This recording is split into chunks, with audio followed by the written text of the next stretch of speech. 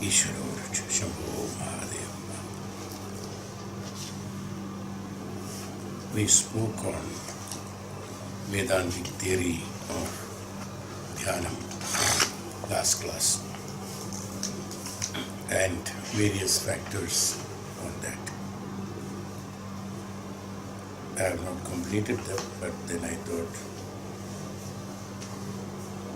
major parts has been explained to you what are the basics according to Vedantic principles, Vedantic theory of Jnana Yoga meditation.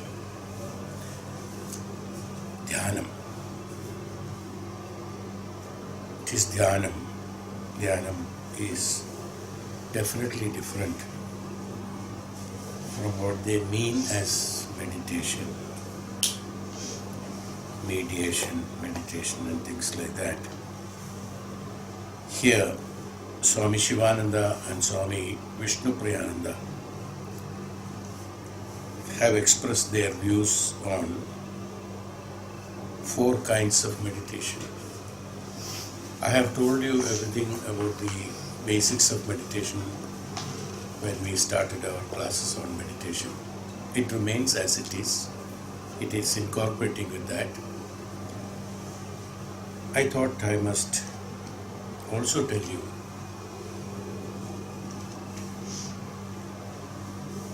about various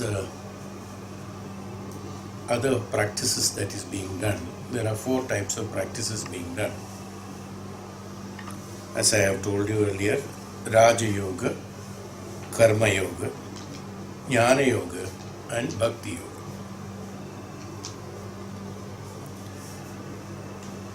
Briefly, I have spoke on this in the Vedantic principles, how they are functioning.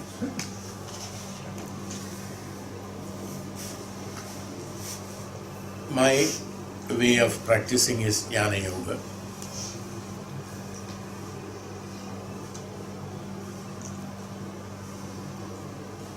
Which ultimately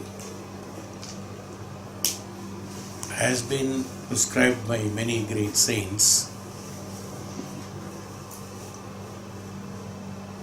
which is known as traditional meditational process. And all other margas like Raja Yoga as well as Karma Yoga as well as the Bhakti Yoga, they are all ultimately in principles when you look at it in deep, as Swami Chinmayananda said, when you classify them at the end of it, they all land up in Jnanam. Because after deriving Jnanam only, you are in a position to, that's called the highest, the consciousness. We spoke on lower consciousness and higher consciousness in Chandogya Upanishad and also in the Bhagavad Gita. This is the state which is after, this is the state which we are reaching to, the higher consciousness, or which is the absolute in consciousness. When we leave the status of lower consciousness and goes to the other area of consciousness, I won't call it as higher consciousness. Let me not specify it. The moment I say higher consciousness, your mind picks up signals that there has to be a lower consciousness.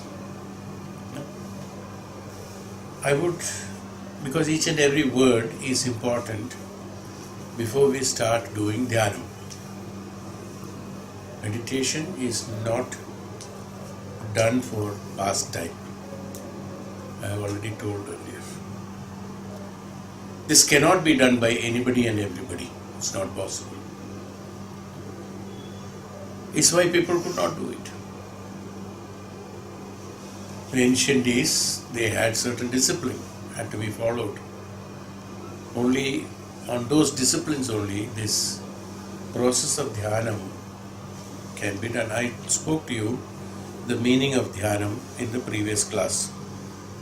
What is Dhyanam? DE.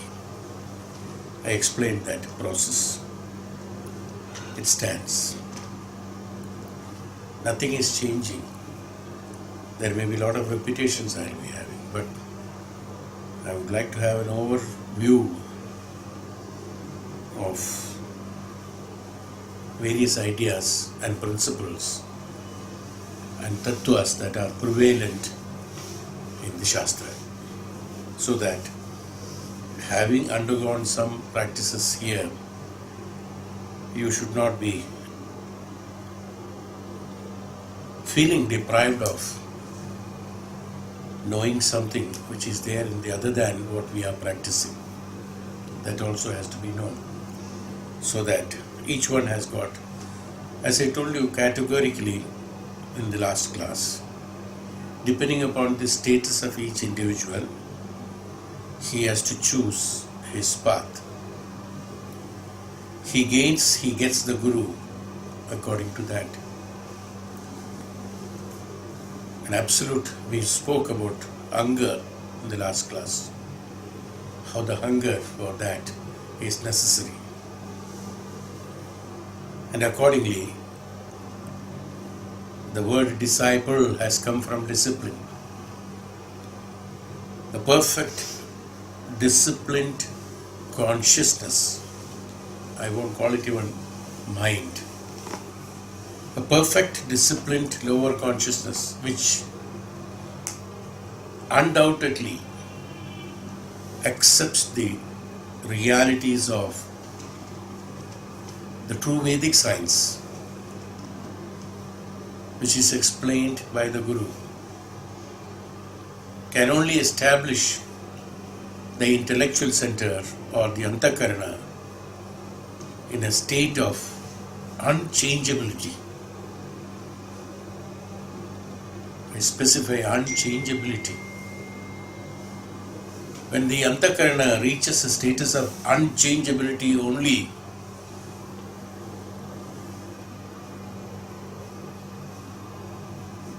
Dhyanam is possible. I am not calling it as a steady mind, a steady intellect, a rich intellect, practiced intellect, or continuous practices. I won't call them all these names. What did I call? Unchangeability. There is no scope for any change, so there is no question of unsteadiness there. There should be no scope for change in the sense, it's a very big word. The antakarana should not be attracted to any of the sensations of the lower consciousness activities.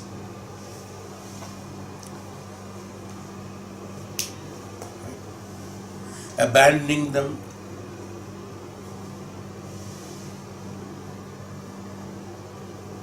they also used the word dehypnotizing from the identification of the body, mind, forms and names is what one has to arrive at by this. That's why I said it is unchangeability of the antakarana. Otherwise a true dhyanam is not possible. Some kind of concentration can be done, but dhyanam is not possible. So Swami Shivananda and Vishnu Priyananda have expressed some of their views and various practices. We just are not going to take it in detail because, as I told you, I am practicing the Jnana Yoga. I believe in it. So I thought, as I told you, every yoga comes and merges there. Like all rivers, whether it is holy or unholy, they all have to merge in the ocean only. There's no other way. In whichever direction it flows, from wherever it begins through whichever it flows, it has to end up in the ocean only. That ocean which doesn't discriminate, that this is Ganga, this is Yamuna, this is Saraswati, this is Godavari, this is Kaveri, this is Krishna. No. No classification there. Or this is from the gutter. No classification is made. No. That ocean which doesn't, there is no change in that. A proper discrimination and dehypnotizing the identity as well as qualifications as well as forms and shapes, so that that which is contained by the ocean is totally a different entity. So, externally we say you bathe in Ganga, your sins are washed off. Ganga is a holy river, Ganga this, Yamuna this, Godavari this. All these classifications are there outside. Once it is in the ocean, all these classifications have vanished. It is named as ocean, that's all. Nothing other than that. So all the practices, at the end of it, what you gain out of it is Dhyanam. Because only through Dhyanam only one can renounce everything. As I told you about dehypnotizing, identification, qualification, mind, body, forms and shapes means what? Absolute renunciation. I have explained to you earlier also what is called Dhyanam, what is called meditation is that renunciation is meditation. The purpose of meditation is meant for renunciation. Because after renunciation only we are in a position to attach ourselves towards that absolute or the Brahman. Is the purpose of Dhyanam, not for anything else. That is why, in order to make the common man understand, the Vedanta has explained about the Saguna Dhyanam and Nirguna Dhyanam. Saguna Upasana, Nirguna Upasana, whichever word you use, it's okay. Saguna Upasana, Nirguna Upasana, Saguna Bhakti, Nirguna Bhakti. So many things are there. Mostly today,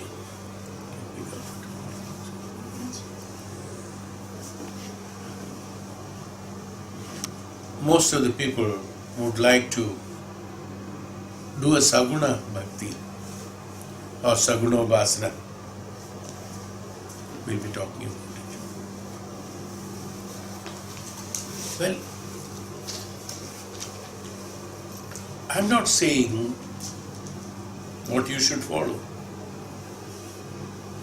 After attending 24 years of Upanishad classes, or how many years, what you should attain, I don't think I am supposed to say that.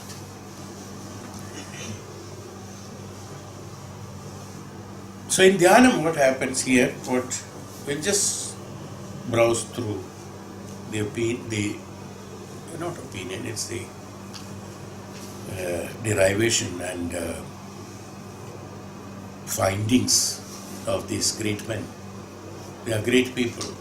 Swami Shivananda and Swami Vishnupriyananda, they have their views on that. But what we are practicing is, as I confirm again, the Dhyana Margam. And the discipline and the preparation of the Dhyanam, everything has been told to you in the beginning. Starting from the Sthanam, Sthala, position, and Asana, Samaya, all these things have been explained in the beginning. That stands, there is no change in that. There cannot be any change, of course. Here he mentions about certain things that people are looking for secret shortcuts. This I have also told earlier. Novel innovation, exciting new trends. And in the area of self-development, maybe disappointed. Those people will get disappointed when they go through his explanation, is what he is telling in the beginning itself. This is the preface to the second edition. He says that people will be disappointed who are looking for shortcuts of Dhyanam. That's why we took so many years. Even now, we are far behind.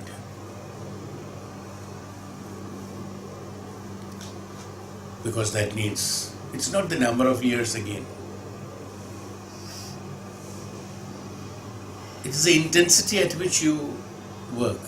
Probably one can gain it in 1 hour. One can gain it in 1 day or 1 month. One will not get it in 100 years. So they say that, he says that, Shivananda says, 4 paths of Raja Yoga, Karma Yoga, Jnana Yoga and Bhakti Yoga, these are given in their uncorrupted form, he says, yet with consideration of modern living style.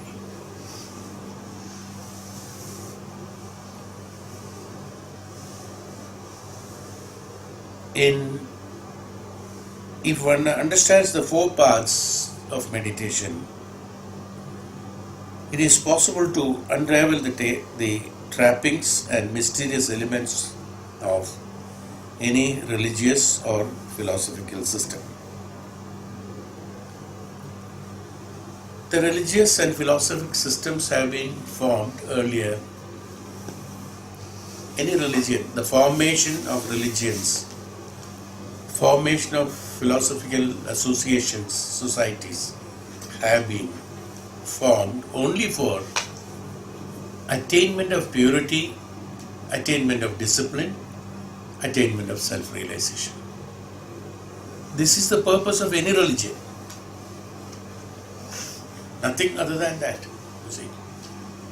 Divisions have been made only for that, you see. To attainment of purity, attainment of self-realization, attainment of discipline.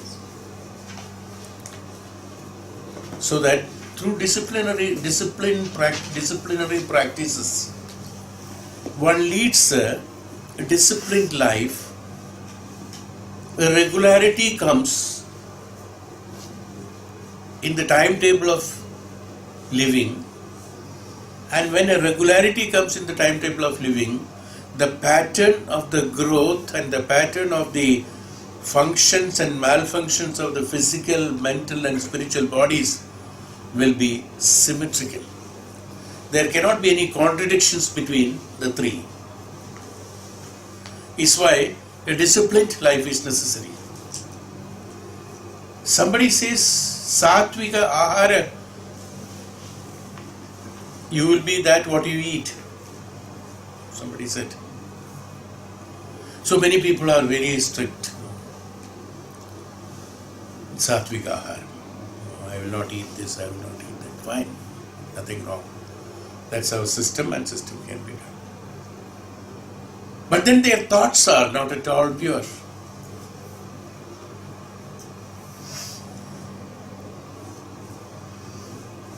Ahara produces the energy for the body to sustain in this universe, and the mind to function in its own way. When a tired body, mind will not function.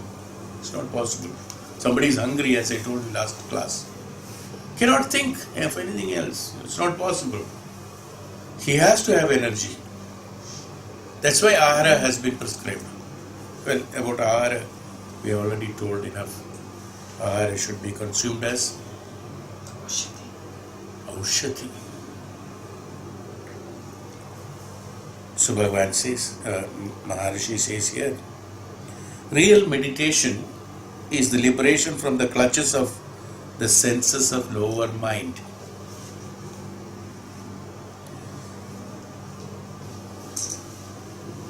To convey the beauty of meditation in which all fears, desires, longing and negative emotions are transcended, the meditator reaches the superconscious state in which he or she is able to identify with the all bliss self.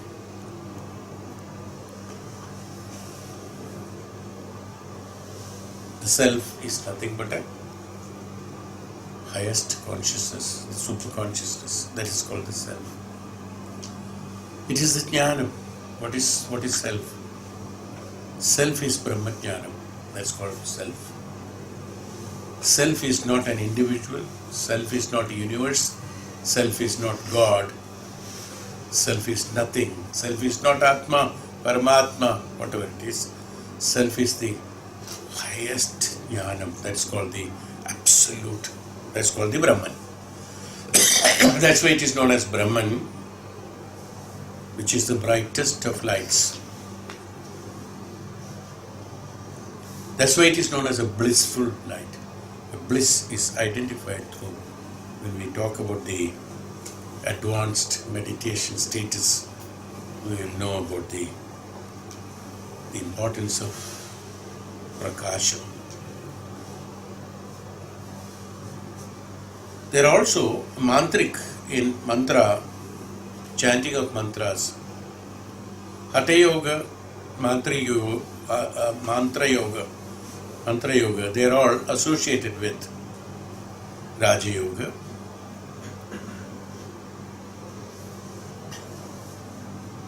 And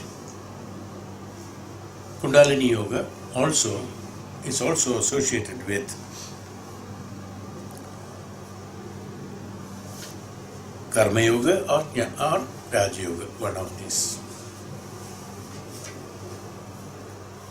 Because even in Hatha Yoga, what happens is that it is the concentration that makes it, That's called Karma Yoga again. Through the concentration, you are awakening the Kundalini. Is a science which can be obtained by practice. The science or the activities that can be obtained by physical practices are known as Karma Yoga. It all includes in the part of the Karma Yoga. So Hatha Yoga as well as the Kundalini Yoga, they will be associated with the bifurcations of the Karma Yoga. That's why he said 4 are the major yogas. Mantra Yoga is also connected with the either Bhakti Yoga or more of the Karma Yoga. Chanting is also a karmam that is being done, and transformation or expectation of transformation is done from the Sharira and Mana through practices. Yogic asanas or pranayama and many other practices like that, they all will be associated with Karma Yoga. In Jnana Yoga, there is no practice.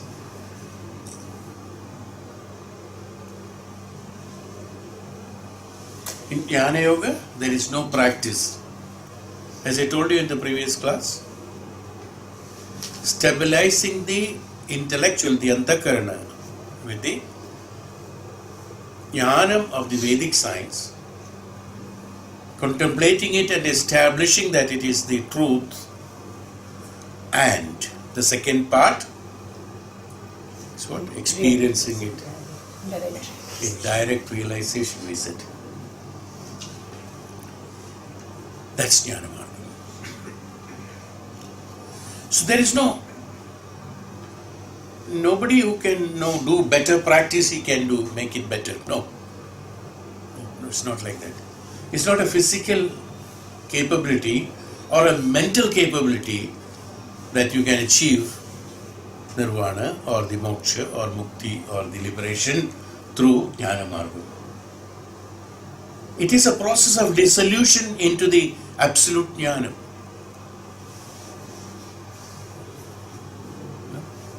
dissolution is called oneness, becoming one with the jnana. The process of dissolution, this dissolving process can be done only by the renunciation of the lower consciousness of the Sharira, Mana and the external world and its activities and its characteristics. Then only it is possible. So that's why Jnana Marga is not through practice. That's why we called it as intensity. Even though with practice what you can attain is at a particular level, the Jnana Margam, from there it goes on the intensity. Hatha Yogis and the Mantric Yoga and the Mantra Yoga and Hatha Yoga and Kundalini Yoga and all these yogas and Pranayama Yoga and all these yogas are related with the practices. Now during these practices, as I told you earlier also, when I am talking about meditation, let me talk the series of meditation which I have already repeated it a number of times during our classes. Any yoga that being practiced, what happens is that in between that whichever is practiced by the physical and mental practices, they start gaining certain siddhis. See, any effort you make, you will get a siddhi. You work hard, you earn more. It's a siddhi. You study well, you pass the exam. It's a siddhi, like that. Anything that is done in Karma Yoga, in siddhi is only in Karma Yoga and the Raja Yoga. Now what happens is that because of that siddhi, one gets immediately get attracted to the siddhis and they get diverted before they reach Jnana Margam. And they become the siddhas, no doubt about it. They will have special capacities. They can fly, they can walk on the water, they can do this, they can do that. But they will not be in a position to attain the liberation. That's not possible. Siddhas cannot do it. Jnana Marga, even though he gains enormous siddhis, he follows the discipline of the Brahmajnana Brahma Yogam, depending upon the niyama of the prakriti of Brahmajnanam, he flows with that.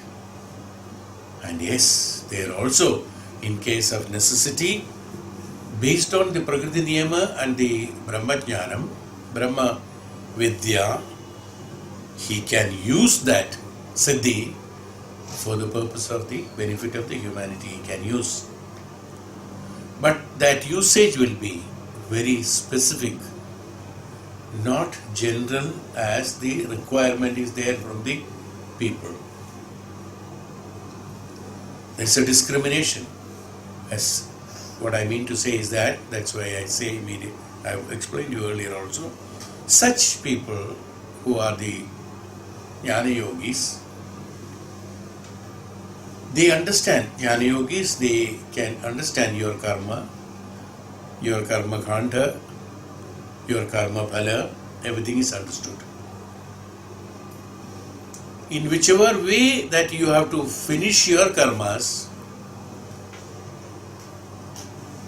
will be directed to you by his blessings without you knowing it. Correct? You means a disciple knowing it. He is guided through that path, fulfill his karmas, and he gets the realization. Ultimately, he will find that he has reached the state of no papa, no punya. He reaches that state, see. But in normal cases, what happens is that if one siddha is functioning depending upon the necessities of the normal human, his requirements are material requirements, plus he doesn't know what he wants actually. As a child wanting to play, when he wants to eat his food, we all do things on trial and error method, thinking that it is good for us. But a Jnana Yogi, he visualizes what is necessary for you. Without any declaration of that, he is not supposed to declare. as a discipline. This is called discipline.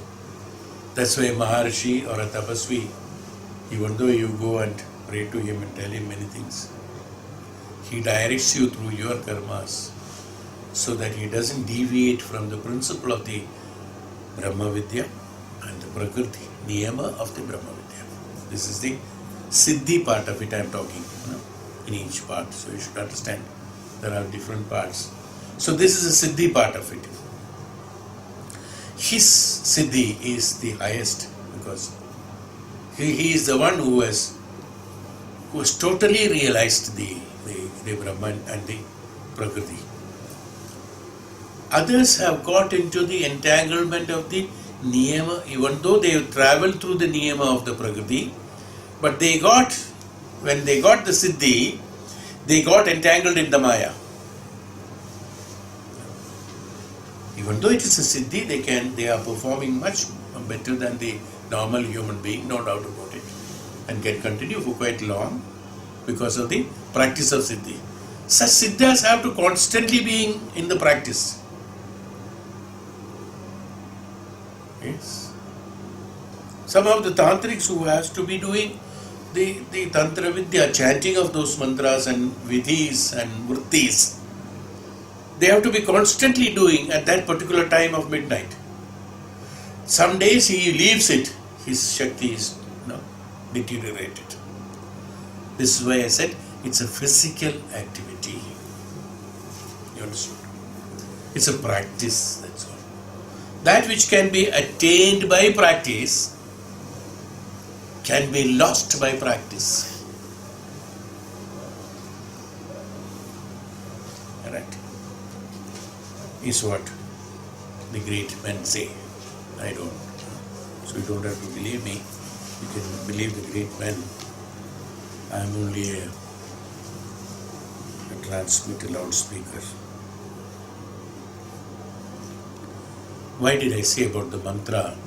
Is that again, the mantra is again a mantric upasana is there. Through mantras. Good, it is. Not bad. Everything is good, please. Nothing is bad. We are only classifying them, that's all. Nothing is bad. Everything has got its own merits and demerits. No? Except the Jnana Marga. All others have got the merits and demerits. As I told you, the practice, if you don't practice, it goes down. Then whatever you have done all these years is a waste in a few months' time. It's possible. Or a wrong activity through the Siddhi can also get deteriorated and you are landed in trouble. Mantras is another area where, like in the Bhakti Marga, even though we call as Karma Yoga and Bhakti Marga as simply doing a karma, simply doing a bhakti, there certain specifications are there. Why it is known as Karma Yoga? It is not doing karma, executing karma. You are walking, you are eating, you are drinking, you are earning money, you are building 2 houses, one gave it on rent and 2 karma, that you have done the karma. It's not Karma Yoga. There are 2 different things. Or you have done charity. You have done lot of things, lot of good things. They are all karma. It is not Karma Yoga. What is Karma Yoga? We'll talk about it. We are coming to that. Bhakti is not just doing prayers. No, it's not Bhakti. Puja, it's not Bhakti. Bhakti, that may be Bhakti. You can call it as Bhakti. Bhakti is what? The emotions are being transmitted into that Nirguna Upasana is called Bhakti. Your emotions being transmitted into Nirguna Upasana is called the Bhakti, the true Bhakti.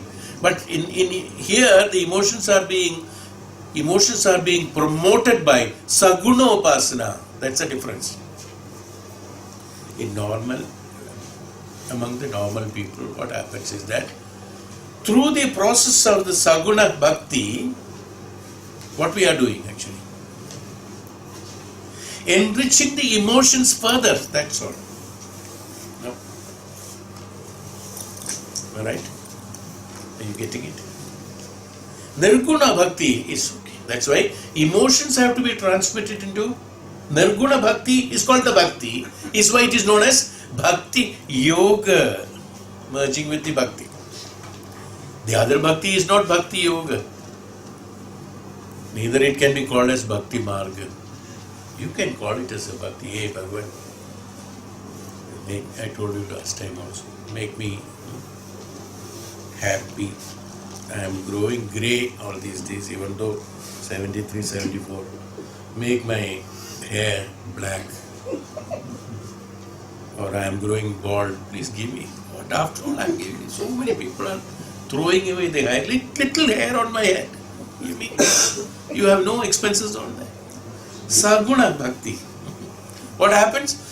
In this what happens? Now I am just telling you a simple example, jokingly, simple example. In this what happened, so that you understand it exactly. In this bhakti, what happened? You have enriched your emotions or further, encouraged your emotions to grow further demanding. Am I right? Little hair he wanted. Having given little, why not little more? Things like that. So what happened? You have, what did you do? You have only increased your emotional demands, emotional encouragement. That's not bhakti. Even though you are praying, you believe in the Lord, you are praying. But what happened? Saguna bhakti. Saguna bhakti, it is known as bhakti because you are dedicated. There is no doubt about it.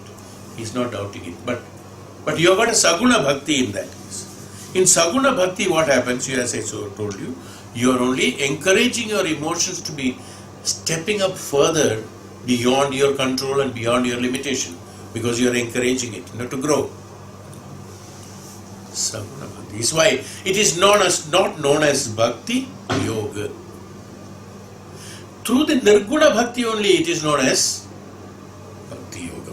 In nirguna bhakti, what happens? The gunas are dissolved. Dissolution, that's why I said dissolution of the gunas are taking place. Bhakti remains. So bhakti yoga. You are no more there. Your desires are no more there. Your emotions are no more there. They are all converted into them. It's called bhakti yoga. So that's why mantra is like that. So just classification. These are all. I think this has to be understood before yoga is taken, because you may tomorrow when you go around and listen, oh, there is Raja Yoga, there is this yoga, that yoga, that is also better, this also. We are looking, no? Actually, people are ignorant. We are all looking for the best possible, whatever is available. And if it is on the second floor, it is much better than the first floor. A mantra is a mystical energy encased in sound structure. And this also I have explained number of. I told about do you remember when I'm just reminding you what I said. Luckily God gave me that, even though I forget many things, these are all coming to my mind. I remember I told you that this energy or the bhakti or the shakti or the jnanam or the when I told about the energy of the mystical energy, I have given an example of homeopathy. Coated by the sugar capsules, it absorbed that mother tincture, and it's actually the mother tincture that is what is more important to you than the globules. So exactly when I read this, I remembered about what I told you about it. With this example, I told you this is what you are consuming. So you should not misunderstand that it is the globule that makes you all right. It is not the globule that makes you heal. It is the medicine that is inside, absorbed in that, whatever you call it. I don't know many names. I only know that mother tincture they call it. So that mother is the one who is healing you. Same way, mantra is a mystical energy encased in the sound structure. Same way. As I told about the sugar capsules, it's the mystical energy contained in the mantra. Can I tell about this? In our Uddhava Gita, I explained about that. In everything, I am there. Bhagavan said. So in a word of mantra, that energy inside that mantra, it can be considered as the Lord. It's not the word that matters. It's energy in that word is that called, which is the mystical energy. It's not the word. If you write that word, you tell that word, sometimes it is not happening. But you tell that word in the right time, in the right way, the energy is evoked from that. No? Take the milk and do like this, butter will not come. You have a particular way for that. No, we do like that or whatever it is. Nowadays, machines are there. Earlier days, then the butter comes. Principle is only creating friction. But if I create friction like this, butter doesn't come. No. It has a particular method. Same way, the mystical energy that is hidden in the mantra to reveal it out and be benefited out of it has a particular way of chanting and particular way, time at which it has to be chanted, not anything, anytime. That's why the chanting has to be done according to its prescription, as has been prescribed. Otherwise it is not beneficial. The perfection is necessary there. Perfection is necessary, purity is necessary, clarity is necessary in chanting. Then only the inherent impressive energy that is there can be exposed and revealed and be useful. And the word that has been spoken by you will not be of any use. That is just a shell. You will throw it out and the energy you will absorb.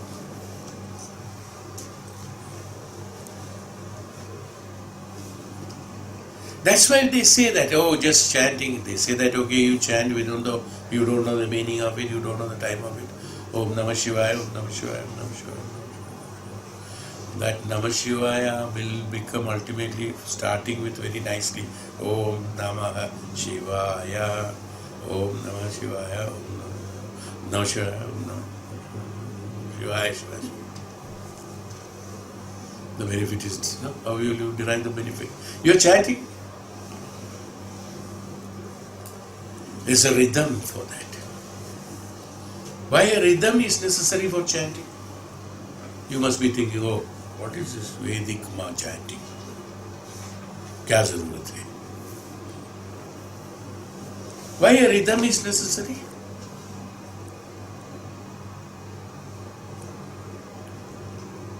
A low-key, aroha and avaroha, your music, people who have learned music, you all must be knowing. I don't know much about it. I only theoretically I know, that's all. Aroha. From Mooladhara Chakra to Sahasra Chakra, when you learn Sa, Ri, Ga, Ma, Pa, Da, Ni. Sa is started at a low tone, Ri is little higher, like that. Ga, Mo, Ma, Mo, Pa, Da, Ni. Gradually the scale will increase. Why? Why? Because it has to start from the Mooladhara. Everything, every chanting has to start from the Mooladhara and go to Sahasra is a principle. That's all. That's why it has to be chanted according to the Vedic chanting. So then only you will get better. You can chant otherwise also.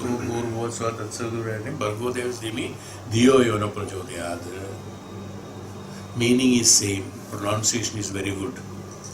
Yes. And you understand the meaning also. You are chanting it on time also. But what happened? The rhythm is lost. Where? It's stuck only at one level. It may be at one level. No? Because it's at one rhythm.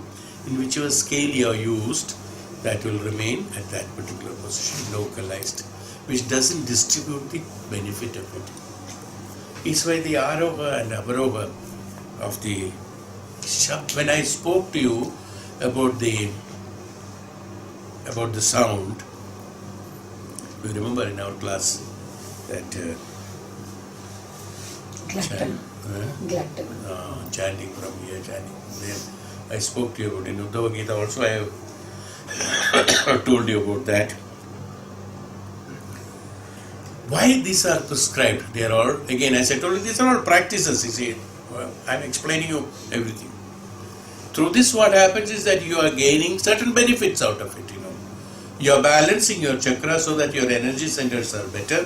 When your energy centers are better and stabilized in a particular axis, then your mind functions stable.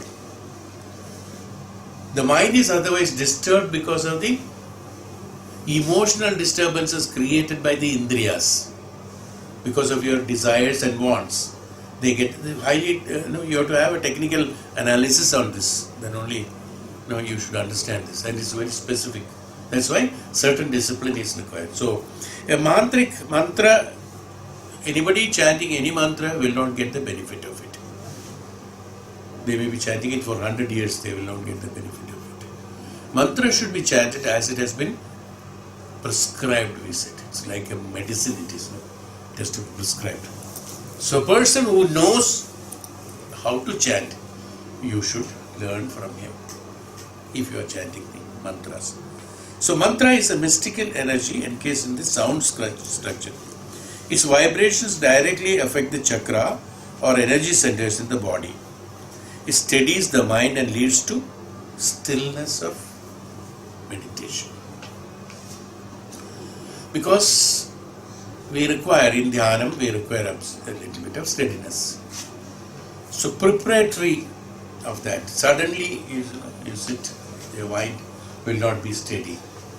So you have to have a certain preparatory work for that, maybe certain chanting, because people who are not used to stabilizing their chakras, now we have learned Reiki, we have learned the Dhyanam, we have learned other things in order to stabilize our chakras. Through that also we can stabilize our chakra. The purpose is the stabilization of chakra, not chanting of mantra. Through chanting of mantra you get benefit of stabilizing of chakras. People have not learned it. People have not learned otherwise. So the benefit is what? So this is how you have to understand it properly. What happened was there's a misconception that you have to chant mantra. No. Sadhyanamam hona chahiye. Morning mein prayer hona chahiye. You have to do that. Why we have to do that?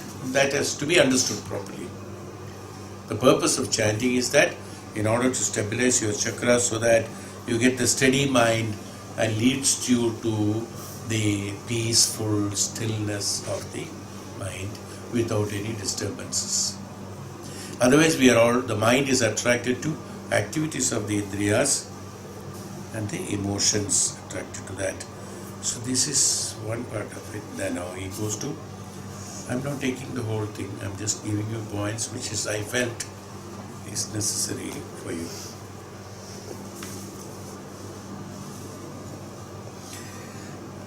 Then he says, why we should meditate. Why should you do that? As I told you. अच्छा तो चल रहा है. Getting up in the morning little late, no problem. So you will put restrictions now. Get up at such and such time. अभी तो अच्छा ही चल रहा है. अभी तो creating problems only. Absolutely right. Life itself is full of problems. We think these are all problems. Getting up and doing meditation, chanting mantra, these are all we are thinking problems. What is not a problem in your 24 hours except sleeping? After sleeping, of course. Till sleeping, what is not a problem, tell me? Nothing. Everything is a problem. So let us consciously understand it. The living itself is to solve the problems. Each and every moment is a problem. You get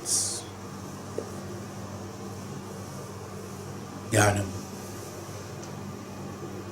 With little bit of changes in our pattern of functioning in our life, if we can gain the ultimate benefit, instead of going through these problems are there, problems will keep on so long I am living.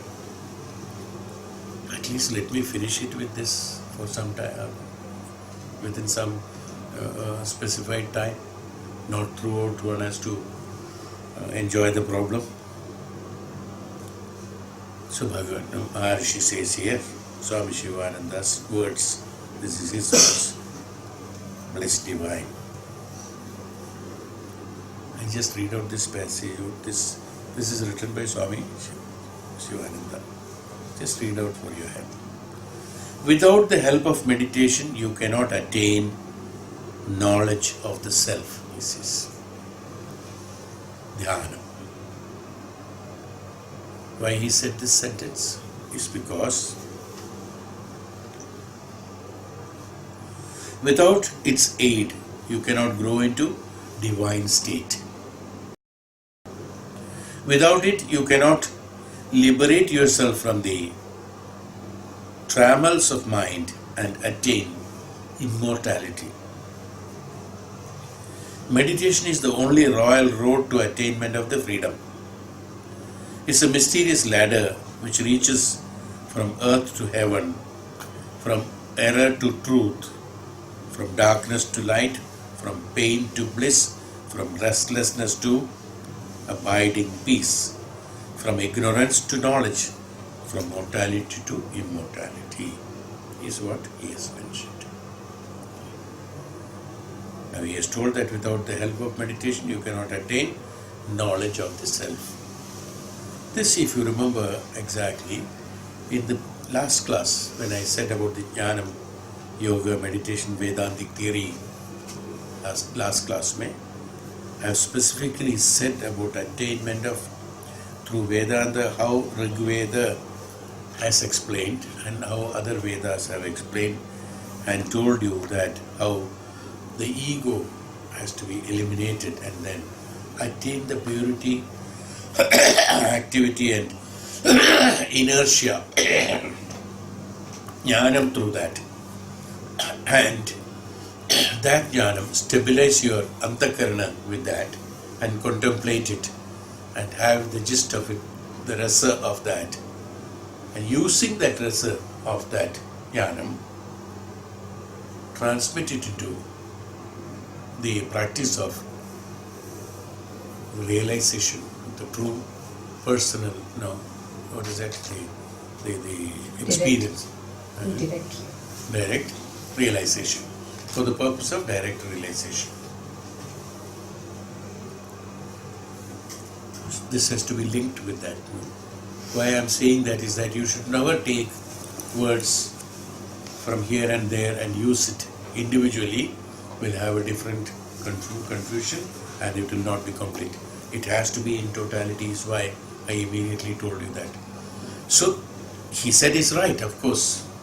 He has started from where you have already attained the knowledge through the scriptures in your intellectual center, and then you are on the path of the direct experience, direct realization, then this sentence is applicable.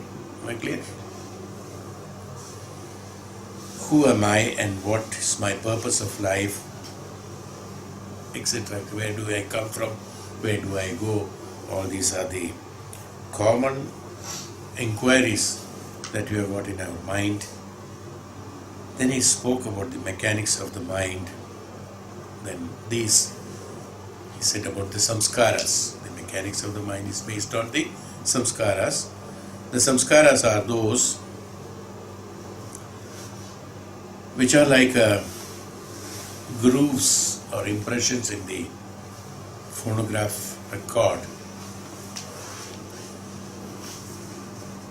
are formed when these grooves are formed when the thought waves or vrittis become habitual. We have talked about the culture we spoke about that. You remember? It's called the samskara. Samskara is culture. Culture is what? We're constantly, repeatedly practicing the same thought, for a number of days, a number of months, a number of years, number of generations. It becomes a culture. That's it. The culture is created by, cultured by you. That's why it is known as culture. It is cultivated. It is cultivated by you, cultured by you. These are vrittis. Now what happens is that, now it has to be, they are all erasable vrittis. They are all erasable. These recordings are erasable. This can be overlapped and over-recorded on that. So what happens? Even though you have got certain culture, you have got certain vrittis, you have got certain impressions, you have certain practices that you had been practicing, doesn't mean that it is rigid, that you cannot change it. You start practicing something else and recording it on top of it, overlapping it on top of it, the other one will get eliminated automatically. So, but what happens is that you have a fear, as he said about the releasing of the meditation. Why we are doing meditation? To release the fear. We have got a fear. What is that fear? The insecurity. If I move out of this culture, if I move out of this, the habits that I have been practicing so far, I will not be able to perform, or I will not be able to attain, and I will not be able to be successful, or that insecurity in your mind is there. That is why, in order to change that culture, you have to do Dhyanam. And in order to do Dhyanam, how will you try to understand that the culture can be changed? Who will understand that? You cannot understand, any layman cannot understand that. That's why Bhagavan said, as well as Maharishis have told, that you have to undergo the Shravana of the Shastras constantly, not, yes, specifically said, Dhyanam as well as Shravanam has to be constant, so that your mind doesn't have a choice other than to accept it. You have to create that situation that this is the only way. No? Your office has told that you have to be present at 9 o'clock. Maximum grace period is 5 minutes, that too not every day. Only sometimes when an emergency comes, you have to be there. Even though you grumble, you don't eat your breakfast, you don't bathe, you don't brush your teeth, doesn't matter, you be there at 9 o'clock. Now what happens?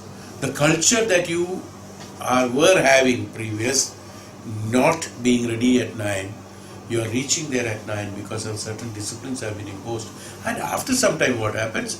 You start getting up and then doing everything, reaching the office at 9, 5 minutes before 9, automatically. After some time. This is again the practice.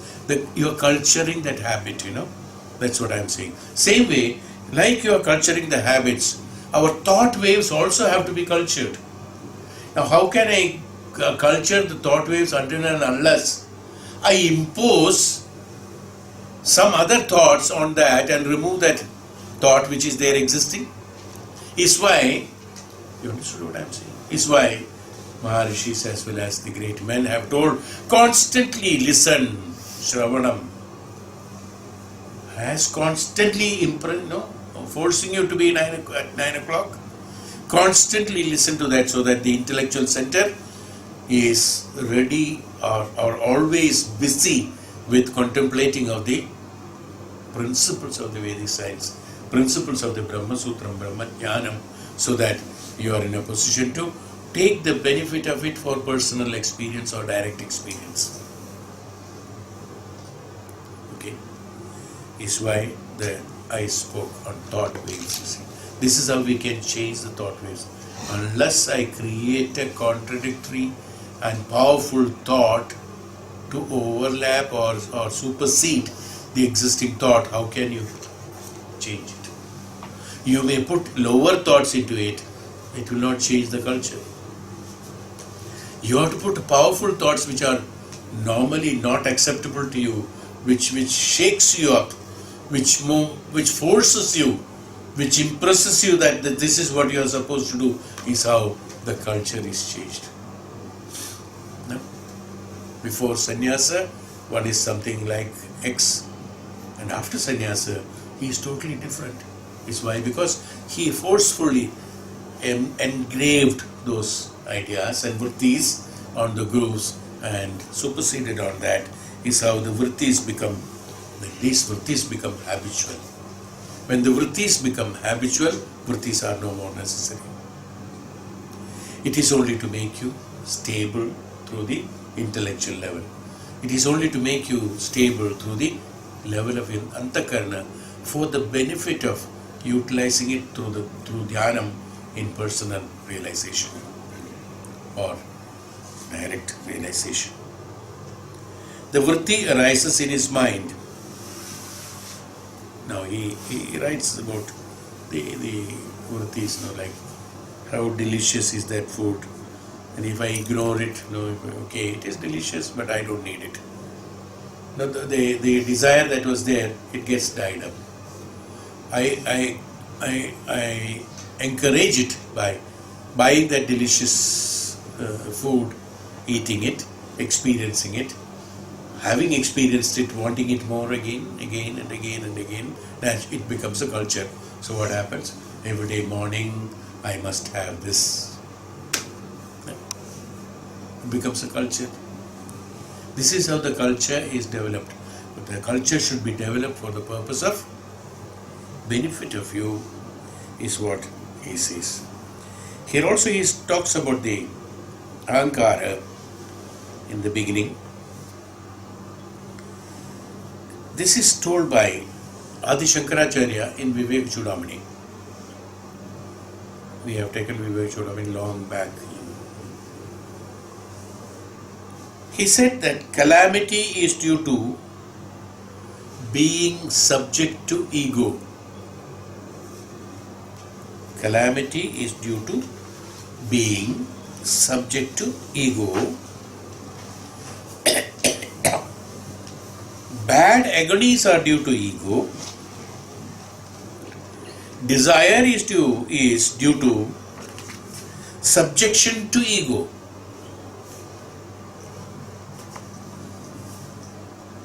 There is no greater enemy than ego. This is what Adi Shankara said. This ahankara is the cause of all bondage and is the chief barrier for the experience of inner reality. It's a barrier for the inner reality. We spoke enough on ego last class, if I remember correct. Ahankara, the two different ahankaras, classification of ahankara also has been told. The I-ness has been created once the Jivatma has been created. This also has been explained in our Uddhava Gita explanations. But this ahankara is the misrepresentation of the aham. Am I right? A wrong representation of the aham which leads you to the garam. What is the wrong representation? I am this body, I am the mind, I am the engineer, I am the husband, I am the father, I am the son, I am rich, I am poor, I am so and so. This misrepresentation of the identity. That's called the ego. That creates. From there the desire starts. Depending upon your status, your desire changes. Depending upon your ego, your desire changes. A man who is hungry, he wants food. A man has got less wealth, he wants more wealth. The one who is wealthy, he wants to conquer. The one who has conquered, he wants something else. No, it goes on like that. Why? Because, see, even though it's the same person, in different statuses, his vritti or his desire has changed. Why? Because his ego is totally different from the previous one. So naturally the desire has been put according to the status of the ahankara that he is representing. He started representing the ahankara. The ahankara is that misrepresentation of that. So he said, Adi Shankara said that calamity is due to being subject to ego. Simple. It's very, very clear. Don't be a subject to ego is there, that aham is there, Because in order to execute your karma, when the Jivatma has been created, the Sharira and Mana has been created, so an Aham has been created for that. A particular I representation has been given to you. It is not meant for utilizing it publicly for any purposes, but they are supposed to be utilizing for private purposes, the execution of karmas. Not for writing it on the letterhead. It's only for inner. You keep it inside. This I is only meant for my executing the karmas, not to tell anybody else. But secrecy has to be maintained, because Jivatma is secret. Your karmas are secret. Your karma phalas are secret. So in order to execute that secrecy, and elimination of secrecy can be done by having the assistance of the Aham in you, so that I have to complete my experiences. That Aham has to be used only for that, not for that, because it is so powerful that it can evoke you, it can instigate you, it can encourage you in order to execute certain karmas, in order to nullify a karma. So he has become more powerful. Having become more powerful, you took him for granted for every use. He is useful only for a particular purpose. When he has become more powerful, then the desires, his demands have become more, and you started depending upon that. Ego is the self-arrogating aspect of the mind. This is exactly what I said. It's an arrogation. It's the ego which separates the individual from the unity with others. I am different from you. See, it's the ego that makes you separate from the individual from unity with others and within himself also. Oh, today I am sad, today I am disappointed, today I have lost, today I have gained, today I am happy, today I am not very good, today I am excellent, today I am a crook. All that. Sometimes thinking, no? Cha kiya hum aaj? As that crook I said. This means most of us do that. So what happened? So he said that which separates the individual unity from others within himself, for ego asserts I-ness. I-ness. Ahankara is the greatest obstacle to tranquility.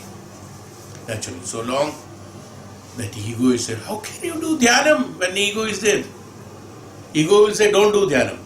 Or ego will direct you how to do Dhyanam. For what purpose? It's ego who will direct you. Then the Dhyanam is no more. It's not Dhyanam. It is only execution of karmas through the Ahankaram. That's all. So there will not be Dhyanam there. Obstacle for the tranquility. The tranquil mind, we call it as tranquility of the mind. Mind only can be tranquil. Shanti, a peace, tranquility of mind, peace. The peace of mind is disturbed only because you are egoistic, your ego. Who is disturbing you? Your ego. Who is appreciating you? I am great. Your ego. Who is degrading you? Oh, हम तो किसी काम का लायक नहीं है. Who is that? Biggest ego. Bigger than the other one, you know. I am great is an ego. I am poor man. आप मेरे माँ बाप है. This is the biggest ego. Bigger than that. Then, what else? Then, your desires based on ego. Whatever you want, whatever you don't want, everything is based on the ego that you want. So like this, each and every activity, your appreciations, you get. I spoke about this quite at a length. You get insulted. You say, oh, he has insulted me. Who has insulted whom? How do you feel the insult? Because of your ego. Because you have got ego, you feel insulted, Suppose you don't have that ego, activated ego, silence that ego, reject that ego for the particular purpose and not giving him importance, you don't feel insulted. Ninda. Why you are encouraging? From where do you get that inspiration to do ninda of others, criticize others? You know why? Because you degrade yourself by your ego. You are trying to, in your ego, through your ego, you are trying to degrade others so that your ego should feel, I am great. The ego that in you, which is feeling that you are inferior, will always criticize others, saying that, oh, he thinks he is big. When I say he thinks he is big, what is my ego trying to prove? I am big, not he. He thinks he is big. Means I am big, not big. Whose ego is he boosted? Are you getting it? Am I right? Yes. You can analyze yourself, of course. So who is getting insulted? Who is getting promoted? Who is getting? From where you get the inspiration for criticizing others? That's what he said now. Bhagavan said that you are separates from individual to from the unity with others. Ego is the one who makes you as separate, unity from the others. That ego is the one who is trying to criticize others, who is letting the others down, and only in your mind, in your ego. You are not telling that, you are thinking that. So that what happens? Your ego is boosted, saying that at least for some time, myth, absolute myth. I am big because he is small. Now the principle, what is the analysis? Because he is small, I am big. Mathematically, is it right? Because somebody is small, will you be big? Again. Yes. So what happened? False egoistic. That's why these words are used. False egoistic approach to statements. Don't do it. Realize it. A person who is walking on the spiritual path, Maharishi says, if you really want to understand the scriptures.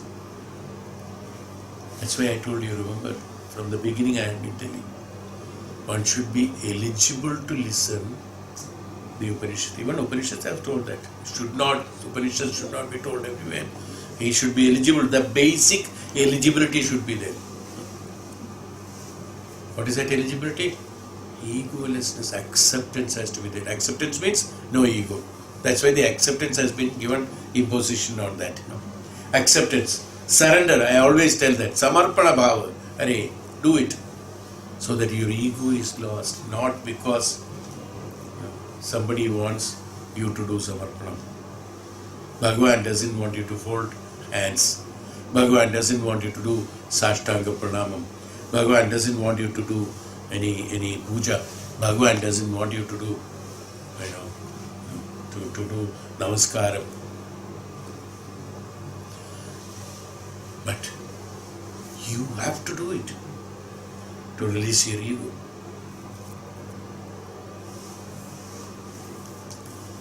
Have to do it in the sense it's not a forceful matter, but I'm saying that my language is different. You have to do means, in case if you want to release your ahankara, you have to do this, so that feel great by being accepted by everything in the Prakriti.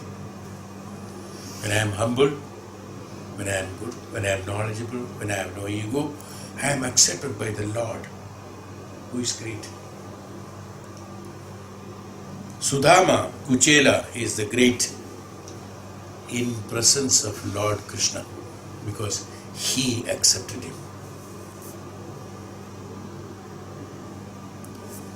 For others, he is a poor Brahman, that's all, who doesn't have wealth. He doesn't have. Bhagavan took his feet, put it on his lap,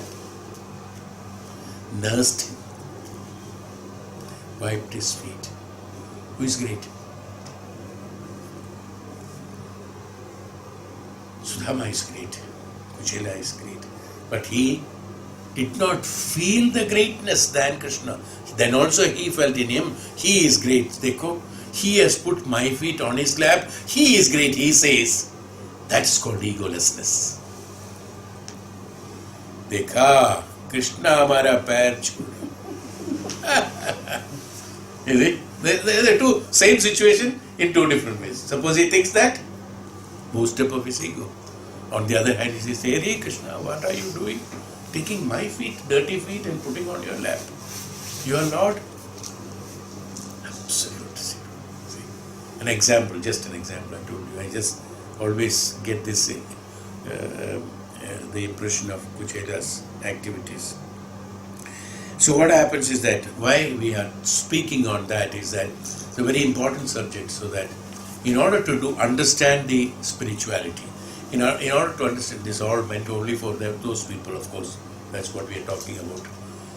In order to understand, or in order to experience the knowledge of the Shastra, that you get that happiness after talking about it, after listening about that, that experience, that's called the ego, that's called the real perception of the Dhyanam of the Shastra, Dhyanam of the Vedic science and Upanishads.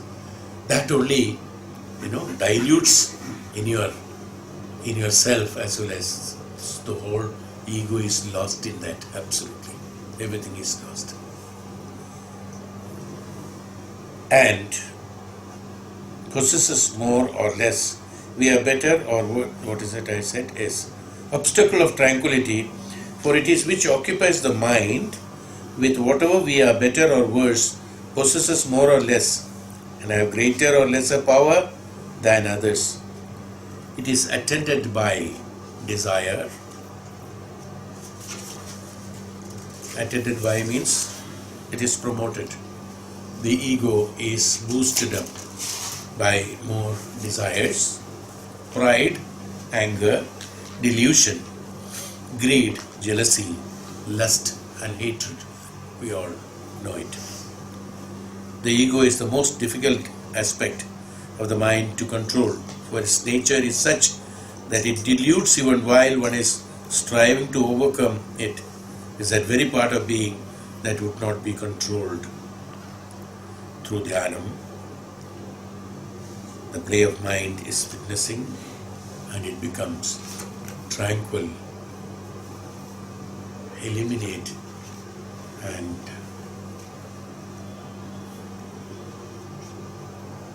demote the status of the ego in you, so that it doesn't affect you. This is what happens in Mahabharata when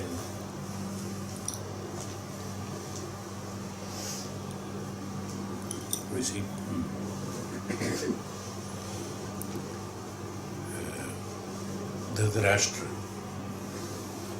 after the war is over, he along with his wife Gandhari and Kunti, of course Kunti being the Bahu of the house, all the three of them, they went into Vanaprastha, lived in the ashram built by himself. Dhritarashtra himself, he made an ashram with his own hands, without anybody's help, no sevak, no army, nothing. He himself has done it.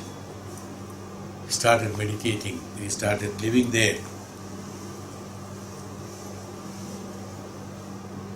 Dharmaputra and brothers Pandavas have ruled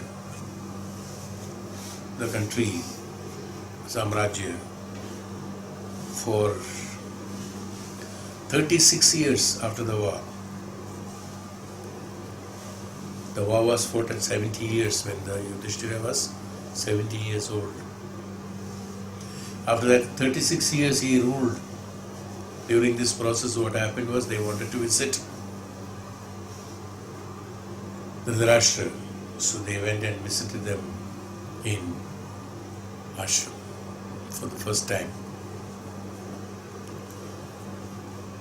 Dhritarashtra having absolutely egoless now, because all his putra moha, all that unwanted grahas that he had, unwanted understandings he had, he experienced that it was all I created, so much of problems.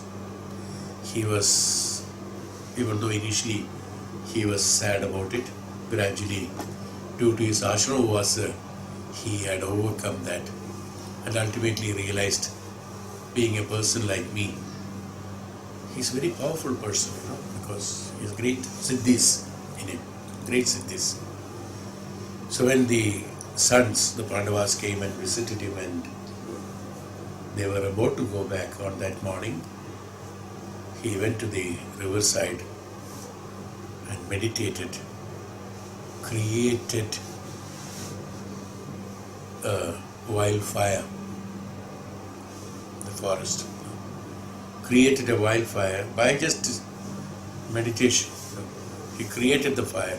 In that fire, he walked to the hermitage. All the three sat in meditative posture, praying to the Lord. They burned themselves in that.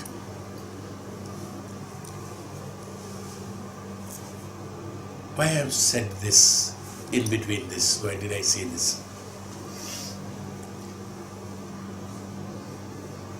Dhritarashtra, who was always wanting to live, at one point of time he was like that. This is called change in the culture. So many examples I am giving. Change in the culture. Practice how you can change your vritti by changing the thought.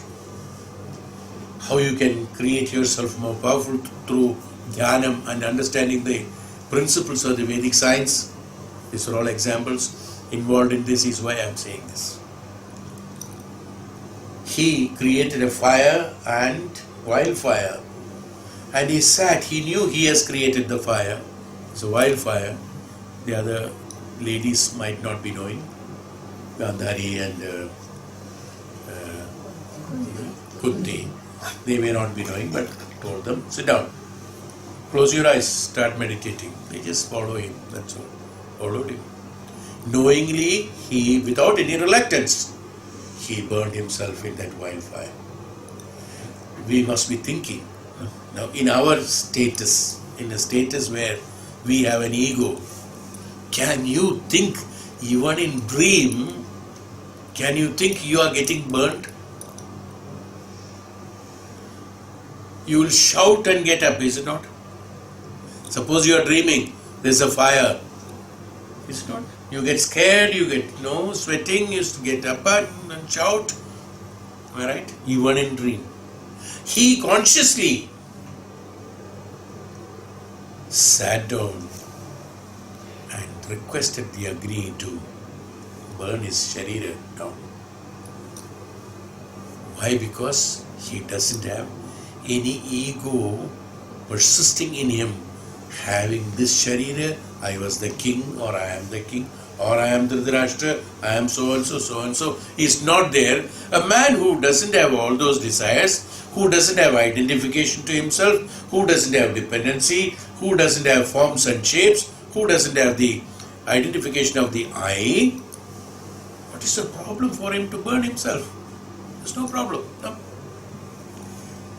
What is stopping you? Your fear. Fear is why? Because of your ego, that this is me, I am supposed to do all these things, I am supposed to live so many years, I am supposed to execute this, I should be accepted, I should be rejected, or I should be, whatever it is. A lot of conditions there. Because whenever ego comes, ego puts a lot of conditions. It's like Kali Yuga with conditions. He didn't have any ego, is why he could create a fire in order to burn himself. See, is what I am trying to tell you.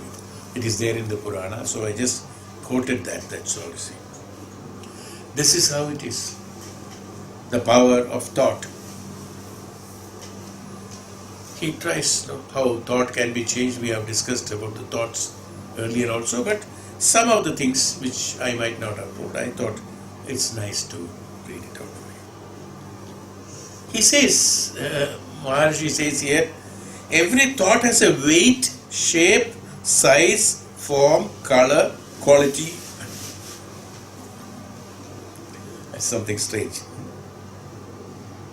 An experienced meditator can see this directly with his inner eye. For example, a spiritual thought has a yellow color. When you meditate and you see yellow color, you get a spiritual thought. Don't force yellow color. नहीं तो थोड़ा सा वो क्या है हल्दी, लेकिन यहाँ लगाने से शायद हो सकता है. You can do like that, huh? When you think of it. Thought. I do. It's a good thing to know. For example, a spiritual thought has a yellow color, while a thought charged with anger and hatred is dark and red. A thought is like an object, just an apple. As an apple can be given into your friend or taken back, so also it is possible to give a useful, powerful thought, someone take it back. Also, it's got a shapes and forms, various shapes and forms you will see, which are arrogant, which are serious, which are destruction, like weapons. Once you see, okay? They are destructive. That means it is arrogance. You see, and there are sometimes fruits, sometimes vegetables, sometimes trees and plants, things like that. Sometimes hills. This we analyze during the attunement and things like that. That's how I tell you that what is the result of it. This is how you remember those days I used to analyze and tell them that this is what it is. It's based on these principles, that this has got shapes and forms and color. So based on the shape and form and color, your activity and your thought and your function, your thought comes because of your experience. Your experience comes because of your karma. Karma comes because of your karma phala. So I know exactly what is the stage of you. Kundali, you don't have to write in the Jadagam. You call it Jadagam. I will read your Kundali. I know everybody's Kundali. Not me, Bhagavad said.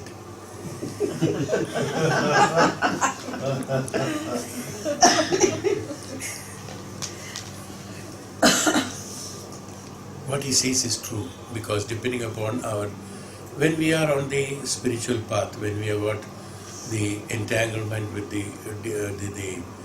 contemplation that derived by the antakarana and transmission into the direct experience, automatically it reveals that color.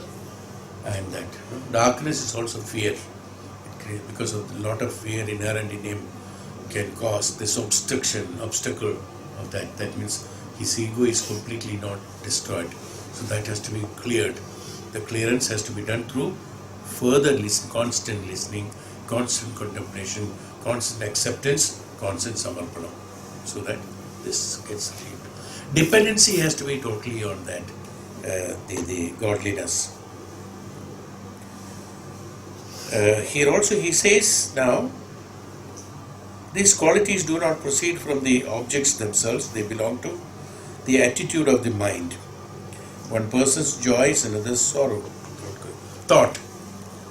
Thought also we have spoken in our Reiki classes this quite at length, that how you influence the other person.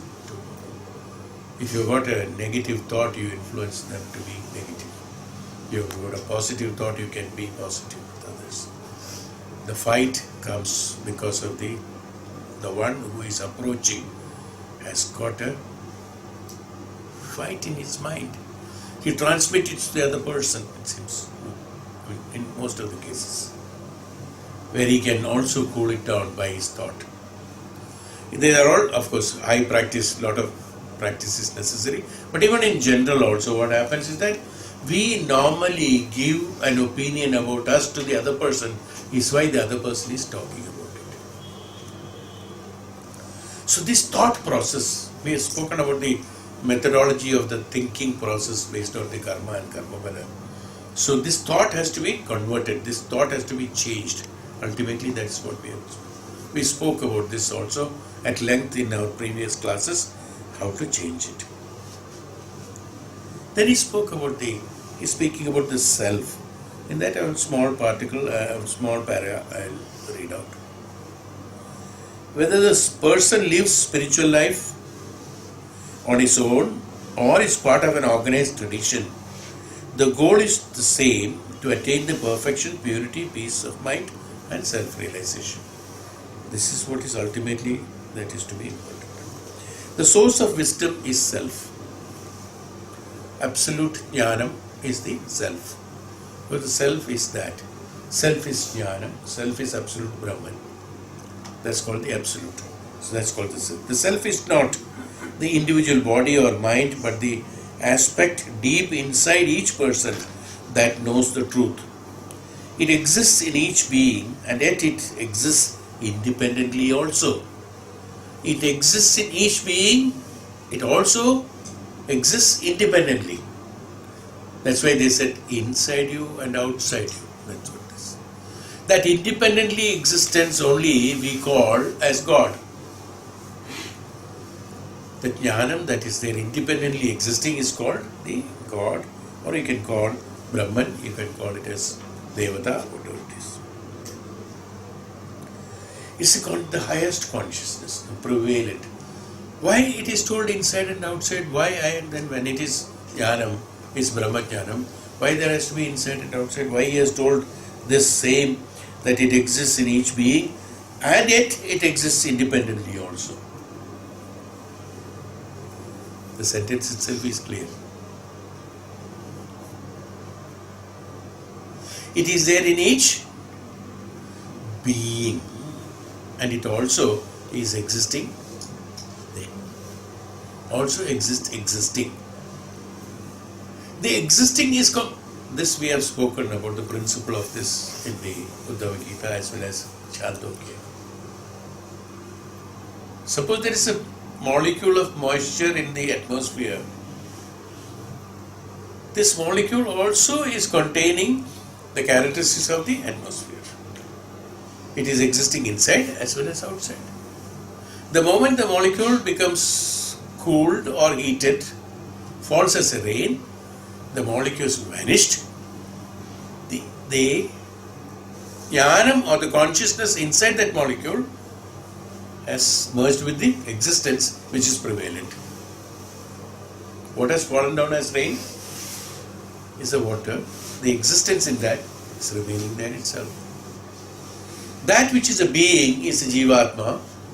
In a Jivatma is also there, the existence is there, that is the Brahman is there. External also the Brahman is there. The moment the Sharira is gone, that which we call as existence inside the body is not the existence with the outside the body. This principle we have already spoken in many words and many expressions.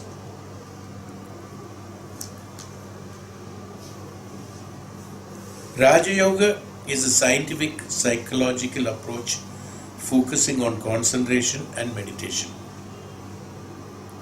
It's called Raja Yoga, concentration and meditation, focusing on something, and we will talk about this maybe in the next class. What is the 4 different yogas? What are they?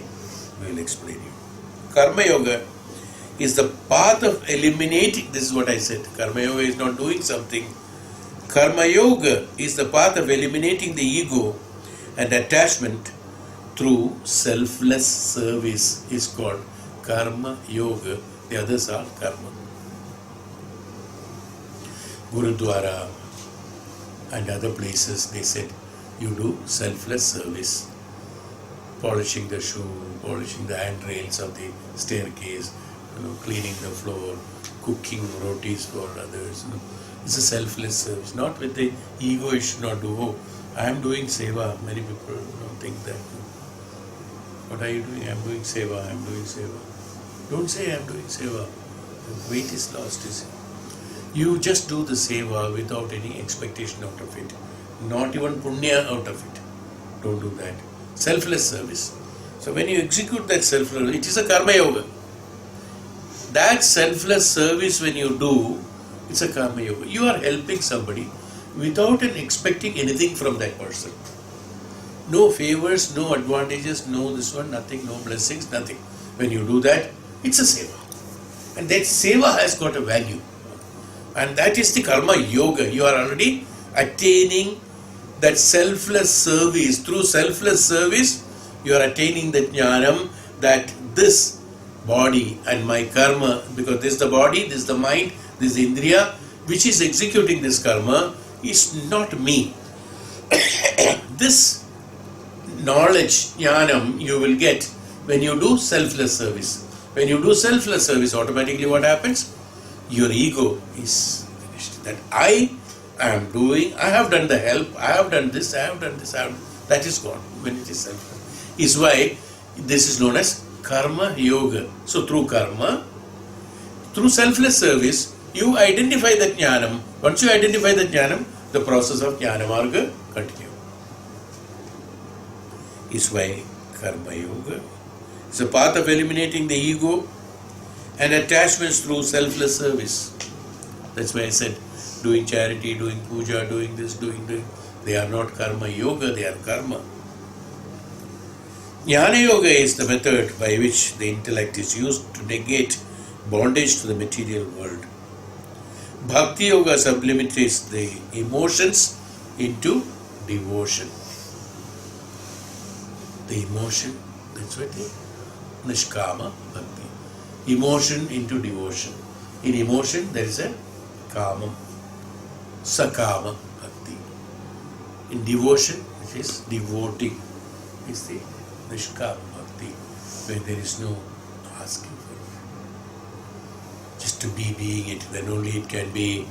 So he said that this is called the brief descriptions of that, detailed descriptions are further up. So today up to this. Om Shanti.